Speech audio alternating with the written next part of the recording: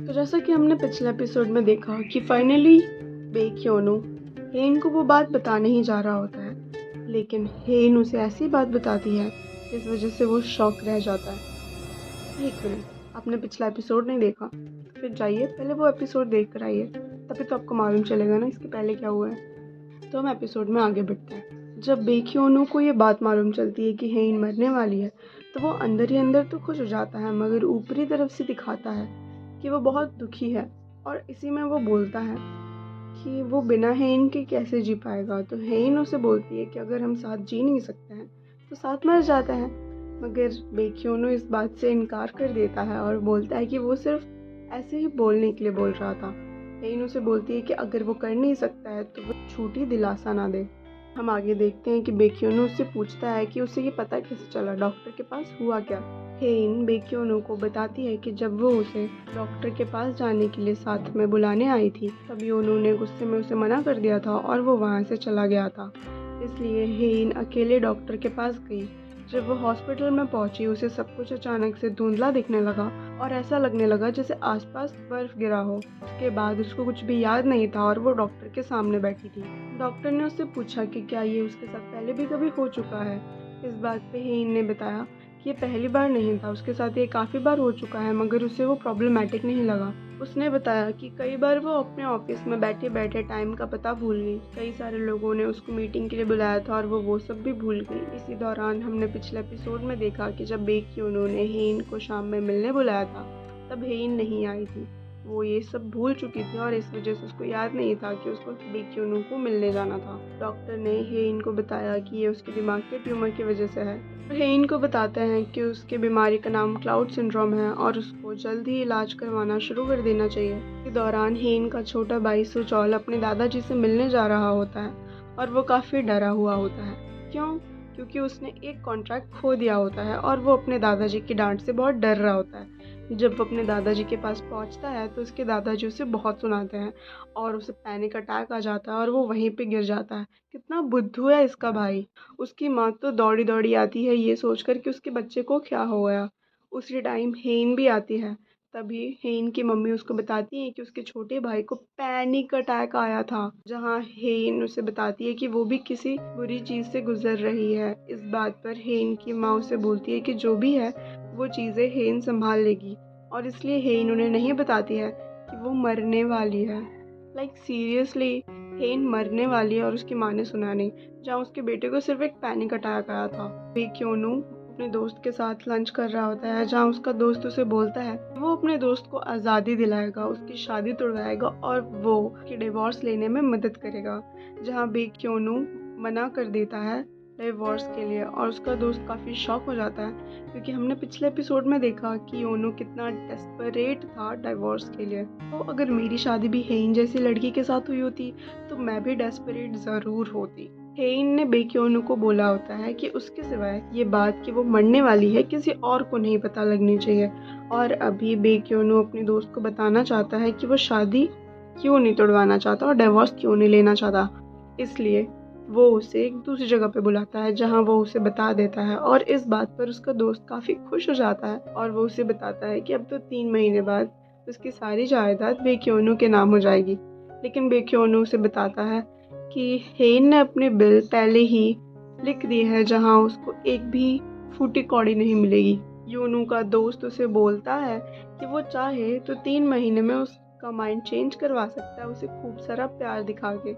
लेकिन बेक्योनो बोलता है कि वो इतना मतलबी भी नहीं है कि वो पैसों के लिए झूठा प्यार जताए।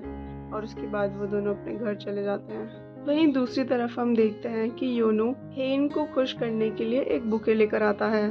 नो हेन को खुश करने के लिए अब उसके बाजू में बैठकर खाना भी खाने लग जाता है और उसे श्रिम्प छील कर खिलाता है। हम देखते हैं कि वो लोग एक मीटिंग में होते हैं, जहां अचानक हेन खांसने लग जाती है और उसके खांसने पर बेक्योनो उसके सेक्रेटरी को बोलता है कि वो एम्बुलेंस बुलाए। लाइक सीरियसली, खांसी के लिए एम्बुलेंस? इतना प्यार कहाँ से। सब डाइनिंग टेबल पर डिनर करने बैठे होते हैं। तब हेन की मम्मी हेन से बोलती हैं कि बहुत पहले जो उन्होंने अपनी छोटी सी ज़मीन हेन को शॉप बनाने के लिए दी होती है वो उन्हें वापस चाहिए। हेन बोलती है कि अब तो उसने शॉप बना ली है उस पर, अब वो वापस देगी तो उसे शॉप तोड़वाना पड़ेगा। मगर हेन की मम्मी बोलती हैं कि उन्हें वो ज़मीन कैसे भी चाहिए और अगर हेन वो नहीं देगी तो उन्हें मजबूरी में केस करना पड़ेगा। इस बात पर हेन को गुस्सा आ जाता है और गुस्से में वो जब बोल रही होती है तो उसका हाथ कांपने लग जाता है। ये चीज़ देखकर हेन का हाथ बेक्योनू पकड़ लेता है और वो दोनों कमरे में चले जाते हैं। यार ये कितनी नाइंसाफ़ी है, मतलब तुम खुद ही देखो, उसकी मम्मी हेन से कितना प्यार करती है और सुचौल से कितना प्यार करती है। शाम को हेन के मम्मी पापा गार्डन में टहल रहे होते हैं, तभी हेन उनको बात करते हुए सुनती है, जहाँ उसके पापा उसकी मम्मी से पूछ रहे होते हैं कि उनका बर्ताव सुचौल की तरफ इतना ज़्यादा अलग और हेन को लेकर इतना अलग क्यों है। तब उसकी मम्मी बोलती हैं कई साल पहले जो उनके एक बेटे के साथ हुआ था उसके लिए वो हेन को कभी माफ़ नहीं कर सकती हैं। अब देखो क्या हुआ था मुझे भी नहीं पता, अब ये तुम्हें आगे देखना पड़ेगा तभी मालूम चलेगा। देखो हमें पता है कि योनो हेन से डिवोर्स लेना चाहता था और वो भी काफ़ी डेस्परेटली, मगर अब वो नहीं ले रहा है।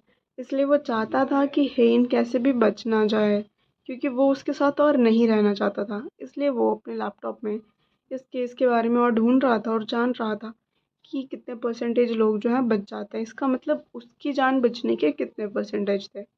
और वो ये सब ढूंढते ढूंढते सो जाता है अपने टेबल पर। इसी दौरान हेन उसके कमरे में आती है और उसके लैपटॉप को देख लेती है और वो जो ये सब सर्च कर रहा होता है वो सब भी देख लेती है। मगर उसका पर्सपेक्टिव ही अलग होता है, उसको ऐसा लगता है कि बेक्योनो ये इसलिए ढूंढ रहा है क्योंकि वो नहीं चाहता कि हेन मरे। और इसलिए वो उसे बोलती है कि पहले उसे लग रहा था कि कोई भी नहीं चाहता कि वो ज़िंदा रहे, लेकिन अब उसके पास एक रीज़न है ज़िंदा रहने का और वो बेक्योनो है। कितनी फ़नी बात है ये, लड़कियों को सिर्फ थोड़ी सी केयर चाहिए होती है और कुछ नहीं। देखते हैं कि हेइन एक पार्टी में आई होती है जहाँ हरकीना के मालिक भी आए होते हैं। हरकीना एक बहुत बड़ी कंपनी होती है और हेइन उसके साथ पार्टनरशिप करना चाहती है ताकि वो अपने बिजनेस को एक्सपैंड कर सके।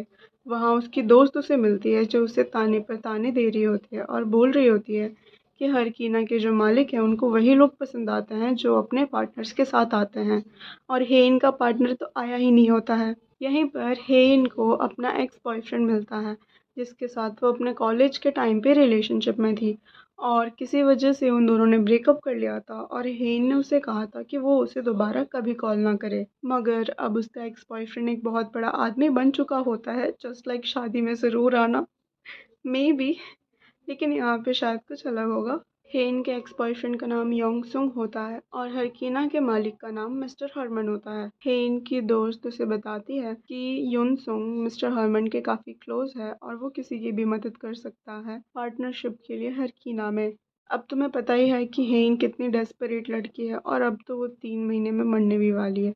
इसीलिए वो ह्यूनसुंग के पास जाती है और उसे बोलती है कि उन दोनों के बीच में जो भी कड़वाहट है वो लोग भूल जाएं और ह्यूनसुंग उसकी हेल्प करे ताकि वो हरकीना में पार्टनरशिप कर सके। इसी पार्टी में ह्यूनसुंग योनो से भी मिलता है। इसी दौरान योनो देखता है कि ह्यूनसुंग और हे इन दोनों साथ में बात कर रहे होते हैं और वो जेलस हो जाता है। अगली सीन में हम देखते हैं कि दाही जो सुचौल की पत्नी है, ग्रेस और हेन की मम्मी तीनों बैठकर बात कर रहे होते हैं कि वो कैसे योनसुंग को सुचौल का दोस्त बना सकते हैं ताकि हर कीना में उसे पार्टनरशिप मिल सके। हेइन की मम्मी हेइन को बोलती हैं कि वो योनसुंग को उनसे मिलने बुलाए, पर हेइन मना कर देती है।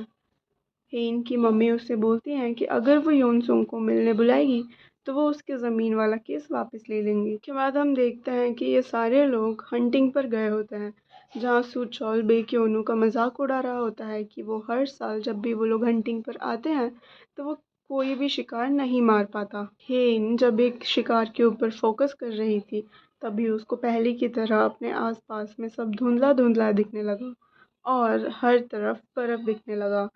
तभी उसके सामने एक जंगली सुअर आ गया और वो उसकी तरफ बढ़ रहा था उसको मारने के लिए, लेकिन हमारा हीरो योनो जल्दी से उसके सामने आ जाता है और उस जंगली सुअर को शूट कर देता है। एंड आई वॉज शॉक्ड क्योंकि कुछ टाइम पहले सुचौल जो है वो बेक्योनू का मजाक उड़ा रहा था ये बोलकर कि उसको शूटिंग आती ही नहीं है। तो इसी के साथ हमारा ये वाला एपिसोड भी ख़त्म होता है और हमारा वीडियो भी यहीं पे ख़त्म होता है।